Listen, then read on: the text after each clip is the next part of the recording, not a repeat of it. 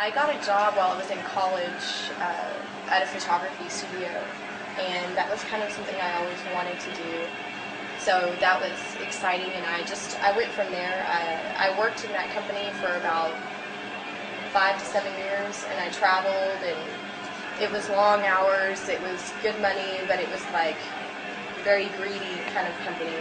And then I moved back to Dallas, and I started my photography business, and I got noticed by a large company that owns a couple of the classier, like the best kind of clubs that there are in Dallas. So they hired me to be the resident photographer, which means that you work 4 nights a week, you start at 11 p.m. and you go home at like 3 a.m.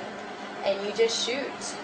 You shoot what happens, you shoot what's going on, and it shows up in all of the tabloids, all the newspapers the next day. When I would shoot in different nightclubs, and that's how it was. I mean, if a camera walked in the room, girls were so willing to do anything. I saw girls take off their tops, expose their breasts, and you know, making out with each other, you know. And they're not lesbians, but there's a camera there, so I'll be a lesbian if you're gonna put me on TV. It was just too much for me.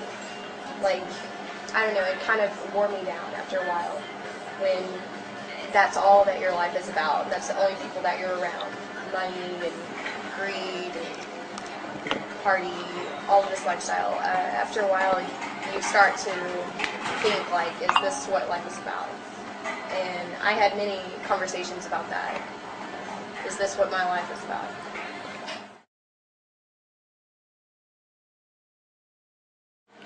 I would talk to my friends, because I talk a lot, and I would just tell them everything that was on my mind, and I would complain, and I would say, I'm tired of this, I'm tired of living this way, you know, and they would tell me, what's wrong with your life? It's cool, you know, you get to party, you get to be around these cool people, you get to do whatever you want, this is what you do for a living. But when that's all that you do, it's not so cool anymore. You know, when you see what people are like behind their mask, you know, it's kind of scary. I heard story after story of people who had converted to Islam, and it was like all of the reasons that they were saying, it was like they were saying, hey Nicole, we're just like you. We're converting for the same reason. This is, you know, this is the place for you to be. The religion was just kind of like what I was looking for. It was like simplest, you know. It was like you and God. You live your life for God. And that's it. You know, you don't pray to anybody else. You don't want anything else. You don't need to go and you know, explain your sins to someone else, and then he's going to pass it to God. You know, you don't have to go through a middleman. It's just you and God. So I felt like it was kind of what I needed in my life. So many girls would die for your life. What would you tell those girls?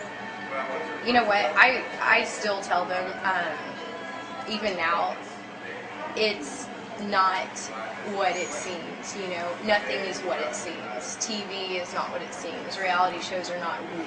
It's not real, and neither are any of the people involved. You know, it's a vicious circle of everybody is alone, and they keep on living their life for these temporary satisfactions and, you know, temporary pleasure. It's self-indulgent. It's all of the same thing, and it's just a vicious circle, and it keeps going to where I've gone back to cafes that I used to eat at that were popular places, and I see the same people wearing the same clothes, doing the same thing that they did 3 years ago, and nothing has changed. They never move forward. They just stay there because that's what it's like. You have no one to pull you out, you know, and they want to get out. I really think that, what are you living for?